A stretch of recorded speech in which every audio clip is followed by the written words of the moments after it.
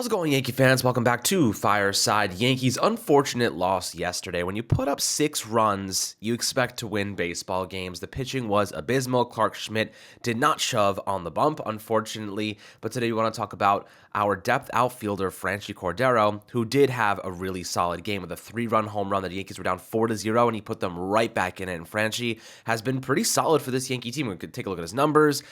Defensively, he's been adequate. He's been fine. He hasn't done anything crazy or been a liability for whatever reason. So he had a nice throw, I think 2 days ago, maybe it was against the Phillies, and he gunned somebody out, and it was really nice from that right field position. So he's been solid, kind of discussing how Aaron Hicks has lost the reps there, and IKF is getting opportunities because apparently he can hit better than Hicks, and, you know, Hicks has at least gotten on base once, and IKF is 0 for 12 and 12 at bats, so definitely doesn't suggest that IKF is capable of hitting better than Hicks by any means. I think both of them are simply, it's like a mid-off. You know, you're looking at two players who just aren't playing that well, and asking one of them to do something the other one can't do, but they both kind of are having their fair share of downs at the moment. But Ryan, before we dive into Franchy Cordero, kind of his role, the fact that he's taken a lot of those outfield reps away, what his role will be once Harrison Bader returns, I'm definitely curious to hear your thoughts, but how you doing today, my friend? I'm doing great. You know, early on, one thing you're seeing is that Cordero, I mean, again, super small sample size. Like, I'm not going to sit here and start drawing conclusions on plate discipline on 11 plate appearances, but he's not like striking out too much, which is nice. You know, like that's something that we all kind of know Cordero's going to do, which is strike out a ton.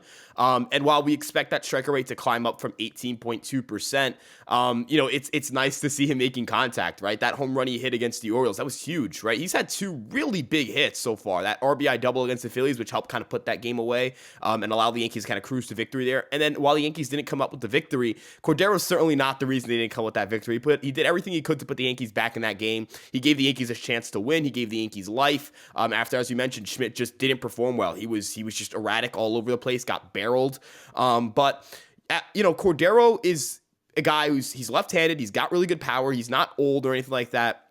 And the Yankees have a track record of liking guys, you know, that have big power from the left-handed side and trying to bring them in and trying to figure something out with them. And as you mentioned, Aaron Hicks has been brutal. IKF has been brutal. Both of them have not hit. I don't think any of them have a hit. I think Hicks has reached base via walk once, but we're talking 2 guys who are hitting, you know, who have maybe like a sub 100 OBP combined, right? Like, these guys are not playing well. There's a lot of outfield reps to be had right now. Harrison Bader, for all we know, right now is still a couple of weeks away. But when Harrison Bader comes back, he's a center fielder. Franchy Cordero is not a center fielder. You know, can Cordero still sneak in right field and as the DH every now and then? Absolutely. Can he still pinch hit every now and then? Absolutely. He's played some first base, though he's been brutal there, so I don't really think the Yankees want to test with that. They have DJ LeMahieu. I think they'd even prefer to go to Oswaldo Cabrera before they go to Franchy Cordero. But, you know, another thing is here that, you know, you have Fenway and like places like Houston, Fenway, where you could put Cordero in left field because it's an easier position to play than right field in those ballparks.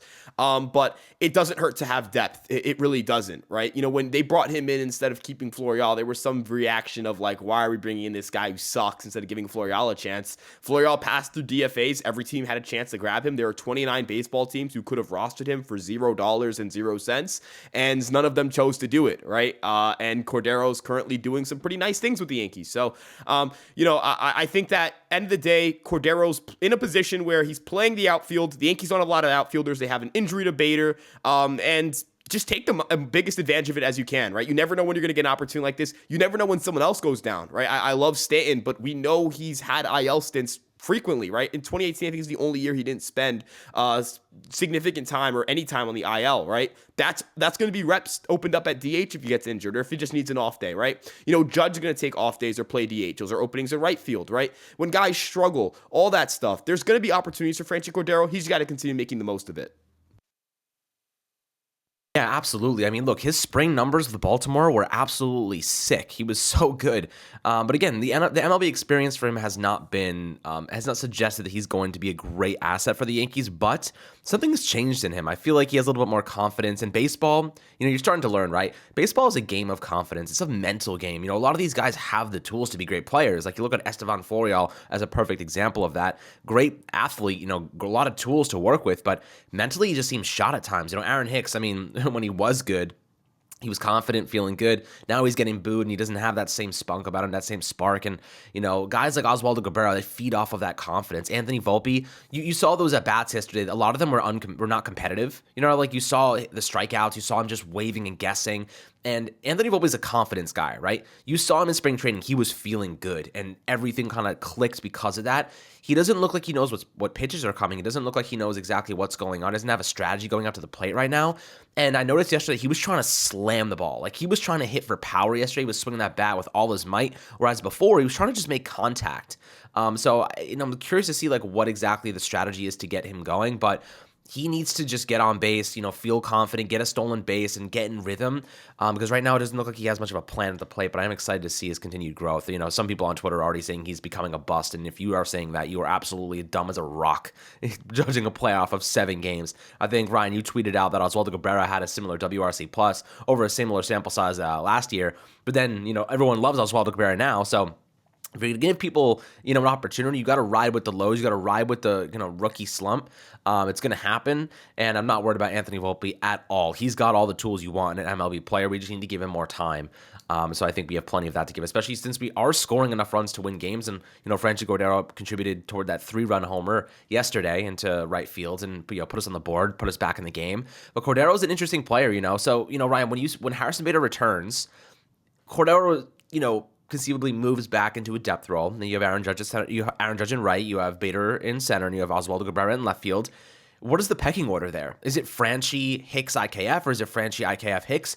And if you have Hicks as your third rotational outfielder at $10.5 million, is there an argument to DFA him? Is there an argument to just get rid of him, trade him, offload him, and just ride with IKF as your primary outfield utility guy? Because yesterday, 8th inning, Yankees need a hit, and Aaron Boone goes out and says, we needed a hit, we didn't need a walk.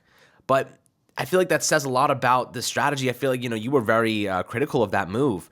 Why is it that Boone is favoring a guy like IKF that's 0-12 right now and saying, we don't need a walk. Hicks is going to get us a walk. He's not going to get us a hit. But getting guys on base is a good thing. And then you have Anthony Volpe up next. He must have had no faith that if Hicks gets on base, that Anthony Volpe can come through. So it's kind of a weird situation. But, Boone's, comments definitely told a story that I'm not sure, align with the best moves analytically. If they're going to commit to the analytics, you kind of just got to commit to it. You can't just half-ass it, So, what are your thoughts on that and the fact that they pulled Franchy Cordero for IKF and not Hicks? Yeah, I was very critical of that move because I just thought it was stupid. I thought it was an overreaction, right? If we're going to sit here and react to Hicks' struggles, which if you want to do that, that's fine, right? But it's not like IKF is hitting well. And if we're looking at last year's data, right? If we're looking at WRC plus, OPS plus, Hicks was a better hitter than IKF. So I don't really understand the move. Also, we're talking about the defensive alignments here. I have a natural outfielder in Aaron Hicks. I do not have a natural outfielder in Isaiah Kiner-Falefa. Aaron Judge can handle center field. I can expect Aaron Hicks to play right field well. I don't know what I have in IKF in center field. I felt like it was... I understand the Yankees like IKF more. I understand that Aaron Boone likes, personally, IKF more.